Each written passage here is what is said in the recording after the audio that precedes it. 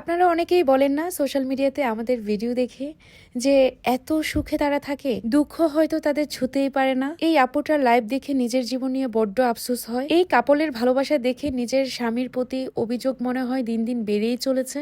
এরকম মনে হয় না আপনাদের? তাই তো অনেক আপুরাই এই ধরনের কমেন্টগুলো আমাকে করে থাকে। জীবনের অভিজ্ঞতা দিয়ে ছোট্ট একটা কথা শেয়ার করব আজ আপনাদের সাথে। 2016 সালে বিয়ে করি আর এখন 2025 সালে পা দিল, আলহামদুলিল্লাহ।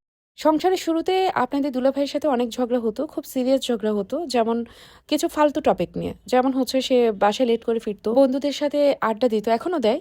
অতিরিক্ত খেলাধুলা করতো বাহিরে, এই গ্রুপ ওই গ্রুপ ডেকে নিয়ে যেত, ফোন দিত। বাজারে গেলে আসতেই চাইতো না।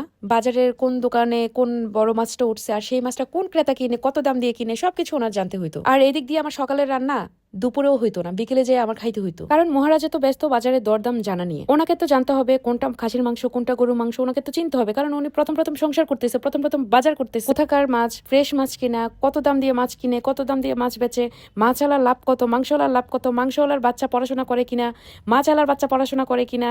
যখন 2:30-3টা বাজে আসতো 50 টাকা সেই সবজি নিয়ে, তখন তো তোতা পাখির মুখেও কথা ফুটবে যে তুমি 50 টাকা নিয়ে বাজারে যায়া তুমি এত লেট কেন করলা। তারপরেই তো শুরু হয়ে যেত লেকচার যে এটা তো দায়িত্ব, আমি নতুন নতুন বাজার করছি, আমার শিখতে হবে না, শিখার জন্য তো সময় বের করতে হবে। তারপরেই শুরু হয়ে যেত সিরিয়াস ঝগড়া। আর তখন গিয়ে মনে হতো কেন বিয়ে করলাম, আসলে আমার জীবনটা শেষ। আহারে, কত সবাই না করছে এই সংসার টিকবে না, আসলেও টিকবে না, ওর সাথে আমার যাচ্ছে না। বিশেষ করেন বিয়ের 2 বছর এগুলো চলবেই। আর এই ঝগড়াগুলো একটু এনজয় করে নেবেন, কারণ পরবর্তীতে এই সময়গুলোই আর ফিরে পাবেন না। মনে রাখবেন যেখানে ঝগড়া নেই সেখানে ভালোবাসা নেই। আর জীবন এত স্মুথ না, স্মুথ করে নিতে হয়। জীবনে যদি দুঃখ না আসে তাহলে সুখকে উপভোগ করবেন কিভাবে? বাধা না আসলে আপনি কিভাবে বাধার পরে জয়ের হাসিটা হাসবেন? আমরা দুজনে একটা কথাই সবসময় বলি, আল্লাহ যদি না চান কখনোই আমরা আলাদা হব না। আমাদের জন্য দোয়া করবেন, আমাদের সংসার যেন মৃত্যু পর্যন্ত যায়।